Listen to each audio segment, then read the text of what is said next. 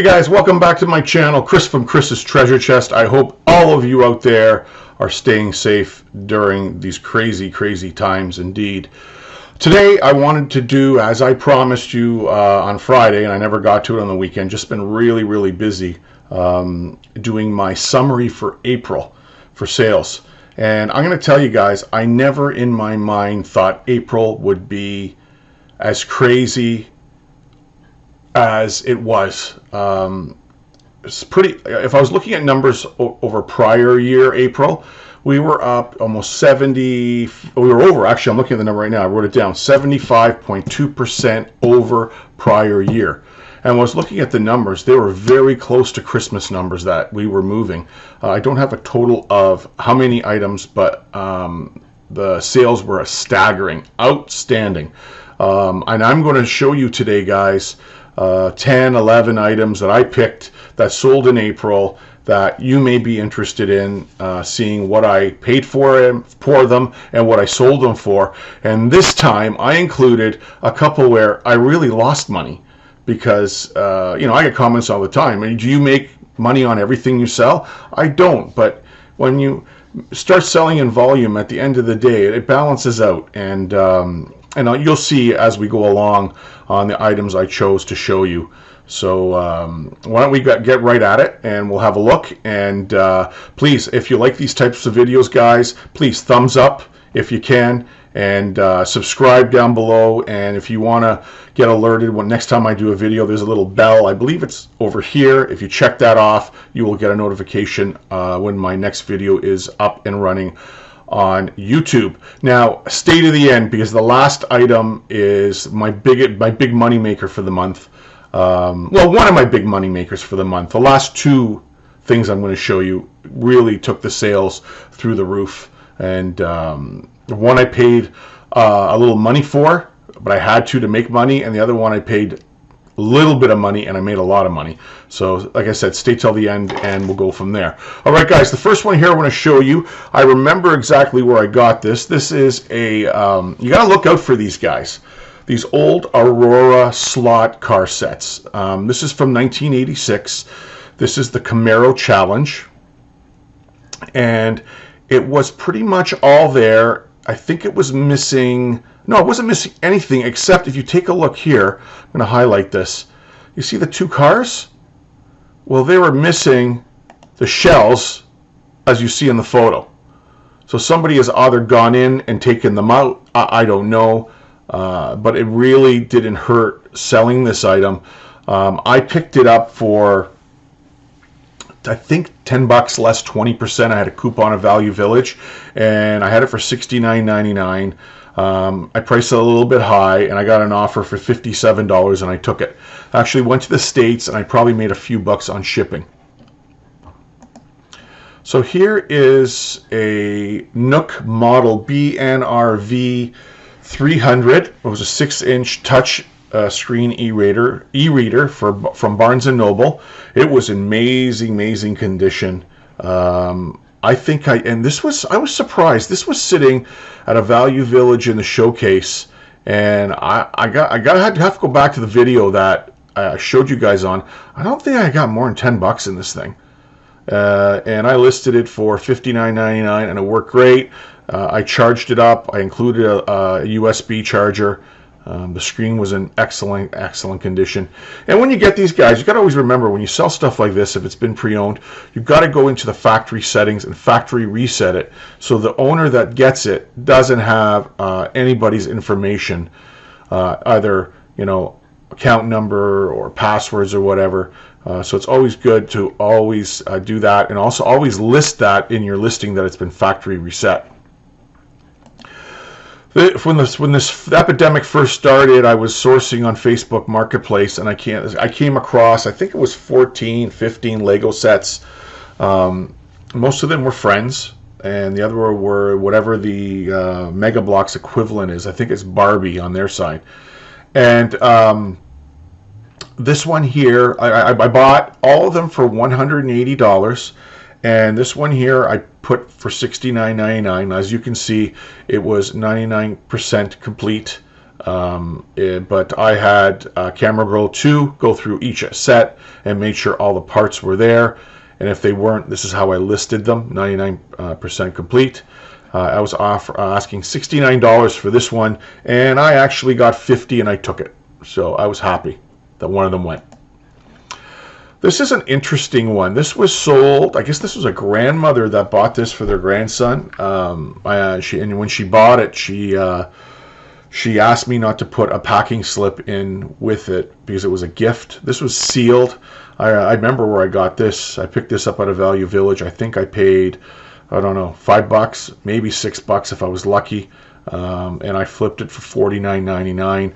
These Meccano sets sell very well, guys, especially at Christmas time. Now here is a lot of cars that I took a bath on, and I'll tell you what happened here. These were in the showcase, and I think I paid for all of them $80, and I had them priced high, low, and I could have sold them one by one, but I wanted to sell them in a lot, and so I listed them for $80, or eventually listed them for $80 just to try to get my money back. And I got an offer for $60. I took it, guys. I just wanted to get rid of them. The company was, I think they're made in France, I think. And the company is Solido. Would I have made more money selling them one by one? Maybe. I don't know. I just had them for a while and I wanted to unload them and try to get some of my money back. Here is one of the items I got from that gentleman in Richmond Hill that was moving out of the country. This was a Sony MDS JE500. This was a mini disc deck recorder. It had the remote, and I got also from him at the same time was a TIAC amp. I paid for both of them $50. I listed this for $139.99. Now, I could not fully test it, guys, because I did not have the mini disc. So I indicated that on the listing, and a person offered me, I believe it was $100, and I took it. So I doubled my money on this one here. Here's one I picked up really cheap. It was a Stiga. It was in the box. It was in really good shape. These Stiga hockey sets sell for big money, especially older ones, and certain editions that they make, limited editions. I think I got $10 into this, and I had it for $59.99. I got an offer for $49.99 to somebody in Vancouver, and it was quite big. It weighed a lot, and you know, I made a few bucks off of it. But again, if you ever find these guys, especially the older ones, just the playing service alone, you could get good money for without the figures. Now, let me tell you a story about these. I had a few of these available. I can't remember if it was 3, 4, 5. I can't remember. I'd have to go back to the video. I think I picked these up for $5 a piece. Now, I've been selling these on Facebook Marketplace, and I was getting around $200 a shot. So I got very little money into them. And what these are, guys, I don't know if I can show you on this. Here, maybe this is a better picture. So what it is, this goes and turns your sofa or your love seat or your lounger into a subwoofer for your surround sound. So it doesn't actually vibrate, it doesn't make noise, it vibrates. So this was a company that made this in Canada. You can see down below, they were MESSINA Electronics. And this is just a discontinued item. And a lot of people that had these are still looking for them. So I got my money back a long time ago. So I had lowered them down to $129.99 on eBay, and this gentleman here offered $159.99 for both of them. The last two I had, and I took them. So like I said, I made great money off of these for the bunch that I had. Like I said, I don't think I have more than $5-6 in these things. And I picked these up at a Salvation Army in Brampton, Ontario, Canada. Here was a good flip, guys. I found this at the Restore. and a lot of people always ask me what the restore is. It's a bunch of locations we have here in Canada where people donate, like Home Depot, Lowe's. They donate items. Target donates, not Target, sorry, Amazon donates items that they've got in returns and whatnot. And this was in their showcase. They had a price of $40 on this. I think I got it for $35. This is actually 18,000 pieces, Ravensburg puzzle. If you ever find these large piece sets, guys, by this company, you can get a lot of money from them. The sticker on it, I don't know if I can see it. The original sticker at a price of $199.99. So I had it over $200, couldn't sell it. I dropped it down to $159.99. And as all you know, the puzzles went crazy during everybody's staying at home during their isolation, and this one sold and went out the door. Made really good money off of it. We're very happy with this sale. And it was factory sealed. The plastic was still on it. Amazing to find in this shape. Now, I know a few of you out there are going to say, there's those damn shoes, Chris. You keep bringing them up. Well, I had to bring them up one more. I wanted to show what they look like.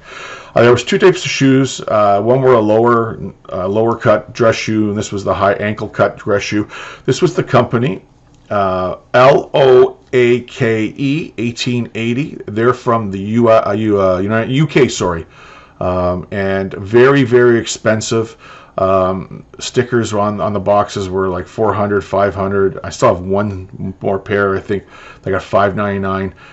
I sold them all over the board from $199 to $205 to $225. I think I had 6 or 7, and I'm down to my last one. But if I could have got more of these, man, I would have. Here, there you go. Sticker price. Made in England, $5.99. Very cool. Very, very cool shoes. And the last thing, and for those of you who watched my videos a couple of videos back, here's that Carver amplifier that I picked up for $300. I had it as high as $8, and people were giving me offers around $5.55, $5.25, and I was turning them down. So I lowered it to $5.99 to see what would happen, and one evening somebody offered me $5.05, and I took a look at where they were. They were in California, and I would make about $25 off of shipping. So I took this offer and sold it, and I made a few bucks on it. But here's an example, guys, of selling a high-end item and paying up for it to make a couple of $100. What is interesting, guys, if you start listing things like this and you're able to find things like this, you're going to draw that type of buyer to your store on a regular basis. So they're always looking for quality, and these people or these buyers that buy these items pay for shipping. I think this shipped, or he paid for shipping to California, because this was heavy. It weighed a lot. I think he paid almost $100 Canadian to get this shipped to him.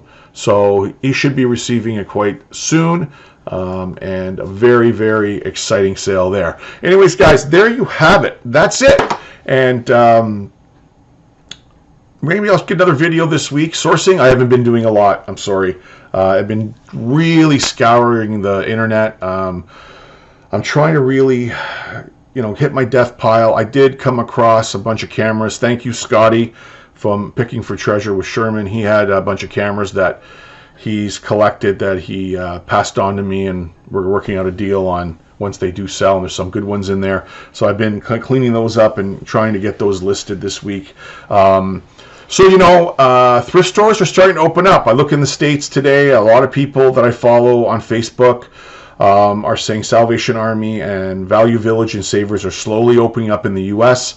In Ontario right now, it's slowly coming to fruition, I think. Our premier here in Ontario, he's opening, flower stores and greenhouses, and slowly Home Depot and Lowe's and them will slowly be opening up again. So I see the thrift stores are slowly going to follow. I went to Value Village's website here in Canada, and they're already talking about how they've reduced the aisles, so there's more room for people to walk around.